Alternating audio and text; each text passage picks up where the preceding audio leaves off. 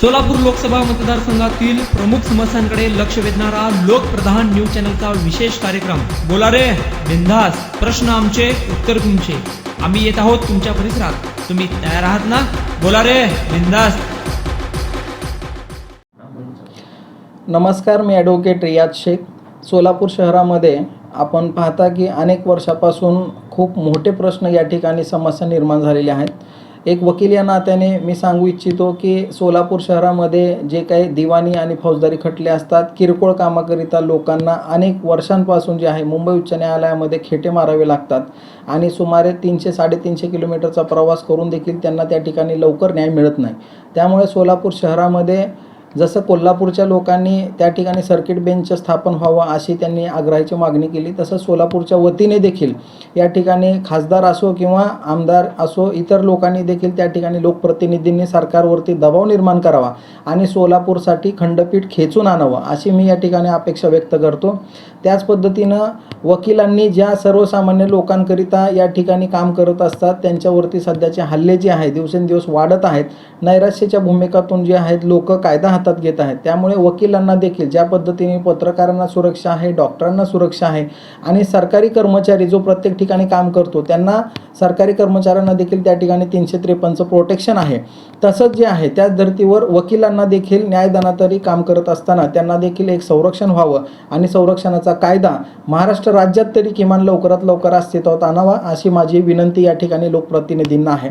त्याच पद्धतीनं आपण पाहतो की अनेक शहरांना आपण पाहतो की सध्या पर्यटनाकरिता प्रत्येक कुटुंबातील प्रत्येक लोक देश विदेशात देखील खूप मोठ्या प्रमाणात जात आहेत. त्यामुळे सोलापूर शहरामधून कुठल्याही प्रकारची विमानसेवा अस्तित्वात नसल्याने आपल्या सोलापूर शहरातील व जिल्ह्यातील लोकांना विमानसेवेकरिता जे आहे त्यांना पुण्याला, मुंबईला, हैदराबादला, गुलबर्गाला आपण पाहतो की गुलबर्गा ठिकाणी सुद्धा खूप चांगलं एअरपोर्ट या ठिकाणी झालेलं आहे आणि विमानसेवा उडान योजनेच्या माध्यमातून सुरुवात झालेली आहे. नुकतेच आपले प्रणितीताई शिंदे यांनी देखील संसदेमध्ये याबद्दल आवाज उठवलेला आहे. तर इतरही लोकप्रतिनिधींनी त्यांची साथ देऊन लवकरात लवकर सोलापूर शहरामधून विमान आकाशात कसा उंचावेल या ठिकाणी लवकरात लवकर प्रयत्न करणे अपेक्षित आहे. त्याच पद्धतीनं आपण पाहतो की सोलापूर शहरामध्ये रोजगाराची खूप मोठी समस्या या ठिकाणी आपल्याला भेडसावत आहेत. अनेक तरुण मुली जे आहेत जे त्यांच्या आईवडिलांपासून लांब जे आहे त्यांना नाईलाजास्तव जाणं भाग पडत आहे. कारण सोलापूर शहरामध्ये कुठल्याही IT कंपन्या नाहीत, इन्फ्रास्ट्रक्चर नाहीत, मोठ्या इतरही कुठले लूम्स कामगार बंद पडलेले आहेत. अशा परिस्थितीमध्ये सोलापूरकरांना त्यांना हक्काचं रोजगार जर याच ठिकाणी मिळून आलं तर मुलं-मुली जे आपल्या आईवडिलांना नाईलाजास्तव सोडून बँगलोर म्हणा, पुणे म्हणा, मुंबई म्हणा, हैदराबाद म्हणा या ठिकाणी जात आहेत, तर हे जाणार नाहीत.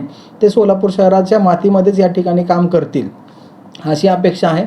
त्याच पद्धतीनं हे सगळे रोजगार निर्मितीकरिता लोकप्रतिनिधींनी पक्ष बाजूला ठेवून आणि एक प्रकारे स्वतः एक विकासाभिमुख या ठिकाणी विचार करणं गरजेचं आहे असं मला वाटतं.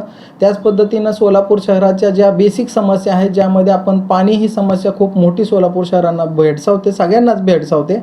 त्यामध्ये 4 ते 5 दिवसाआड पाणी असल्यामुळे अनेक लोकांना खूप मोठा त्रास या ठिकाणी सहन करावा लागत आहे.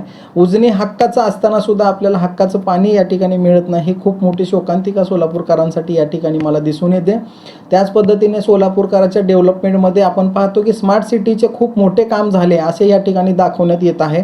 परंतु प्रत्यक्षात जर आपण सोलापूरकर या नात्यानं जर ज्या ठिकाणी काम झालं त्या ठिकाणी पाहिलं तर केवळ पैशाचा उधळवासा झालेला दिसून येत आहे. एकंदरीत एकही वस्तू या नागरिकांच्या सोयीसाठी या ठिकाणी झालेली दिसून येत नाही आणि केवळ पैशाचा अपव्यय या ठिकाणी झालेला आहे. त्यामुळे बेसिक इन्फ्रास्ट्रक्चर एक फॅमिलीसाठी कुठलंही गार्डनसुद्धा या ठिकाणी लहान मुलांना खेळण्यासाठी महापालिकेच्या माध्यमातून, स्मार्ट सिटीच्या माध्यमातून दिसून येत नाही. तर खूप मोठी समस्या सोलापूरकरांना आहे. लोकप्रतिनिधींनी या ठिकाणी खूप मोठ्या प्रमाणात लक्ष घालणं गरजेचं आहे. पक्षाचे भेदभाव बाजूला ठेवायला पाहिजेत आणि सोलापूर विकासाला खूप मोठी प्राधान्य दिलं पाहिजे अशी माझी अपेक्षा आहे आणि मी तशा अपेक्षा लोकप्रतिनिधीकडून ठेवून आहे. धन्यवाद.